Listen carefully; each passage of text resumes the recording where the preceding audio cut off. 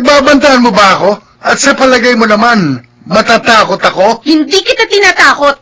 Kaya humanda ka dahil hindi mo kilala kung sinong binangga mo.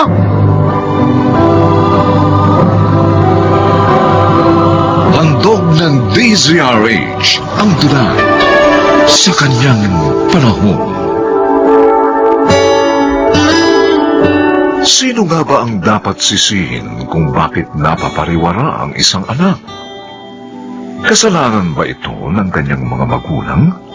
Mga kaibigan, narito't ating pakinggan ang naging karanasan ni Jimbo sa ating dulang sa kanyang panahon.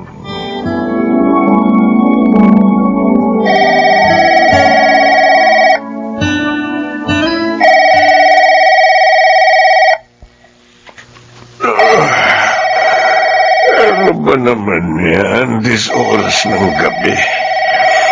Sa harapan ng tulog nag-iistorbo. Olivia. Uy. Sagutin mo ang telepono. Ang anak ng to. Kaya mo na lamang titigil din yan. Sagutin mo na. Andyan na sa tabi mo ang telepono eh. Bilisan mo't naririndi na ako. Kakabis ito. Hello? Hello, Ma. Andiyan ba si Papa? Jimbo? Bakit? Anong problema?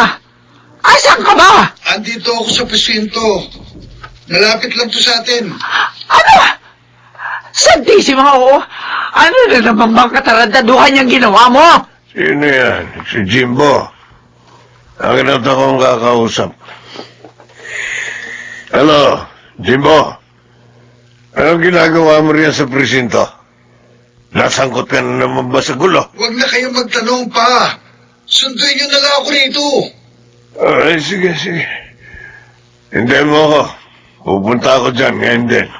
Bukas mo na lamang siya sunduin. Hindi pwede. Baka mapagtripan pa siya ron. Hayaan mo kasi makulong kahit isang araw lang. Baka sakaling madala. Ayoko. Hindi ko siya maaaring pabayaan. Kaya lumalaki ang ulo ng anak mo dahil lagi mo kinukonsinte. Habang tumatagal, lalo siya nagiging barumbado. At yan ay kasalanan mo, Arcadio. Ayan ka na naman eh. Naririndi na ako sa paulit-ulit mong litanya.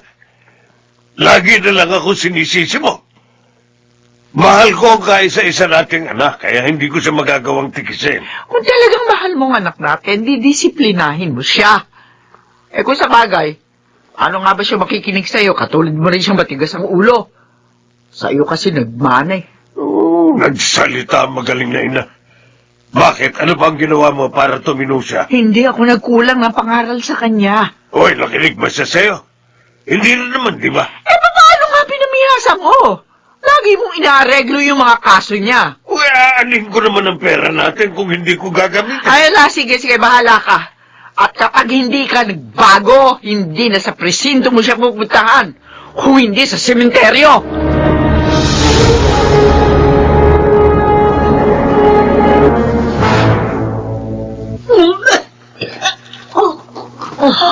Hoy! Ano nangyayari sa'yo? Wala pong alman ito, ma'am. Baka may nakain lang ako. Kung ano dyan. Papatin mo ako sa ring. Ano ba talaga nangyayari sa'yo? Buntis ka ba? Malakas ang kutob ko. Kaya huwag kang magkakaila. O ano? Bakit hindi ka magsalita dyan? Buntis ka, no? Hindi ko naman po ito ginusto. Nasa lang niya ako. Magtatatlong buwan na po niya ako pinagsasamantalahan. Hindi naman po ako makapagsumbong kasi pinagbabantaan niya ako. Sino ba tinutukoy mo nagsasamantala sa'yo? Si Sir Jimbo po. Ano? Diyos ko naman! Malala na talagang anak kong yun!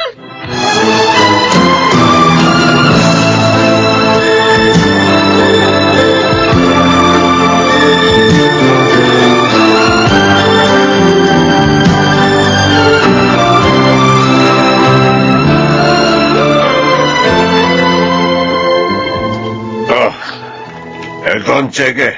100,000 yan. Malaking halaga na yan. Umalis ka na rito sa lalong madaling panahon.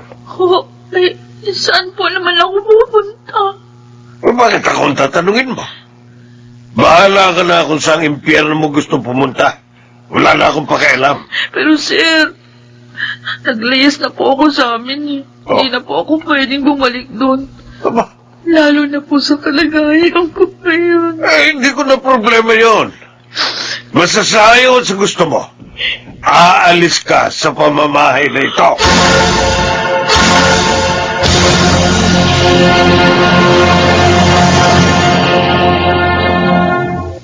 Wala ka talagang patawad, Jimbo. Pati kasambahay niyo, pinatos mo. Kahit kasambahay lang yon, masarap sa kama yun.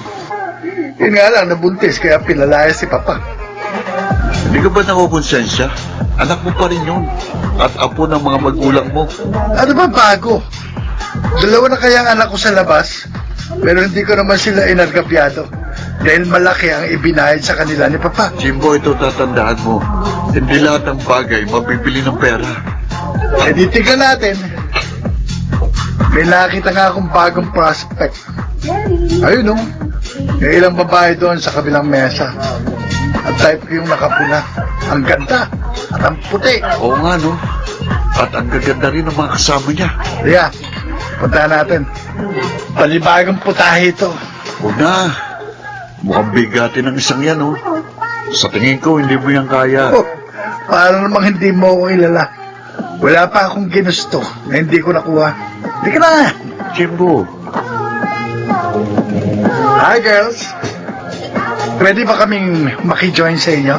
Sorry, may mahalaga kaming pinag-uusapan eh. At for the girls lang to. Mas maganda kung hahaluan nyo rin ng mga boys para mas masaya. And I guarantee you, mag-i-enjoy kayo sa amin. Hindi ka ba marunong umintindi? Ang sabi ko, for the girls lang, kaya bawal ang lalaki. Hindi namin kailangan ng mga sungot. Suplada ka. Hindi ko gusto ang tabas ng tila mo. Dahan-dahan ka ng pagsasalita. At bakit? Dahil hindi mo kilala, binabastos Jimbo, mo. halika na. Ayoko nang masangkot ulit sa gulo dahil sa'yo. Kaya umuwi na tayo. Halika na, ha?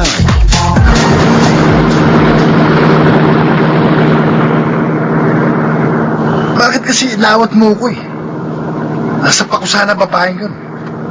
Wala pang taong nagpahiya sa akin ng gano'n. Eh, mas lalo naman sigurong kahiyaya kung papatol ka sa babae. Kaya kalimutan mo na yun. Hindi ko makakalimutan yung Gilbert. Kaya hindi ko rin yung mapapalagpas ng gano'n-gano'n lang. Lintik lang ang walang gabi. Mukhang may masama ka na naman binabalak, ha? Basta just wait and see. Tingnan ko lang kung makapagsuplada pa ang babaeng yun sa gagawin ko.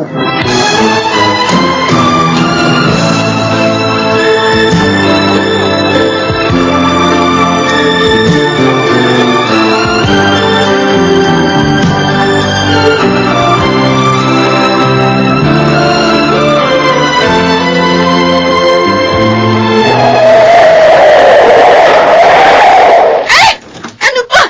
Bitiwan mo ako! Ah, saan ako dadalhin? Ano ba?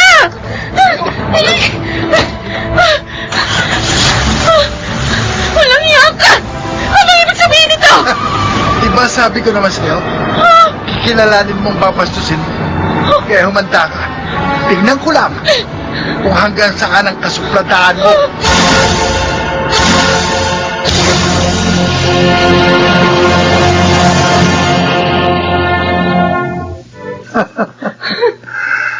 Ano ngayon ang masasabi mo? Sa palagay ko naman, hindi ka na makapagmamalaki ngayon, ha? Hayop ka! Babayaran mo ito! Sinusumpa ko! Magbabayad ka! Sure, no problem. Sanay naman ako magbayad uli. Magkano ba ang puri mo, ha? 1 milyon? 2 milyon? Sabi mo, presyo mo. Madali akong kausap.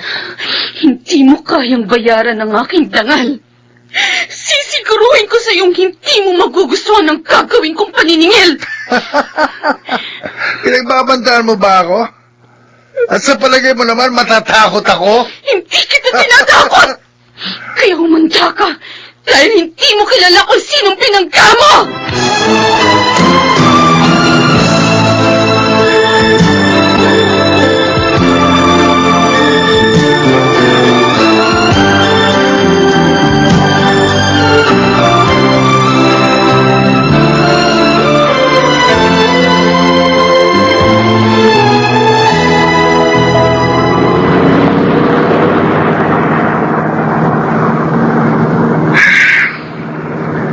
linggo nang nakalipas.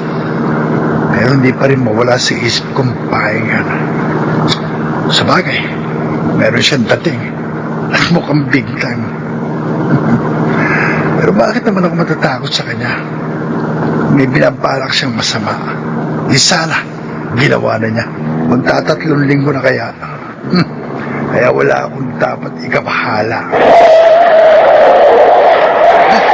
Kaya biglang kuminto sa daraanan ko. May mga bumabang lalaki at may hawak sila mahaba. O no, tintukan nila ako. Wag!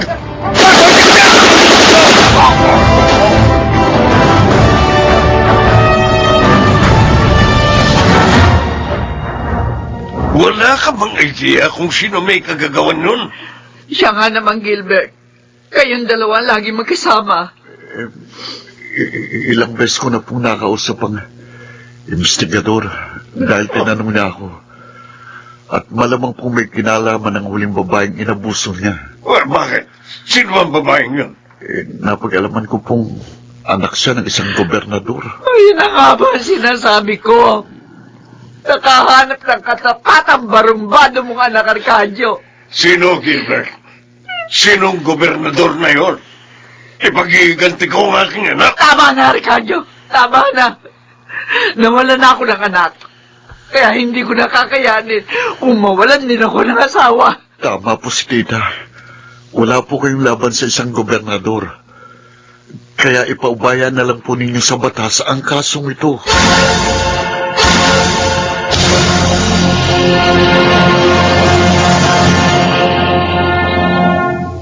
Ituro sa bata ang daang dapat niyang lakaran at hanggang sa paglaki di niya ito malilimutan. Kawikaan 22:6. Bilang mga magulang, dapat nating disiplinahin ang ating mga anak upang huwag silang mapariwara at maging maayos ang kanilang buhay sa kanyang panahon.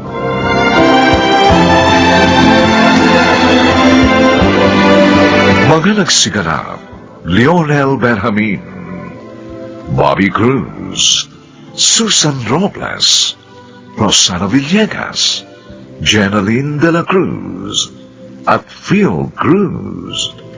Special sound effects, Jerry Mutia. Technical supervision, Bong Muyar at Eric Lucero. Musical scoring, Buboy Salonga. Ang kasaysayang ito'y mula sa panulat ni Toti Sandoval. At sa pinagsamang direksyon ng inyong lingkod, June Martin Legaspi at Bobby Cruz. Sa kanyang panahon.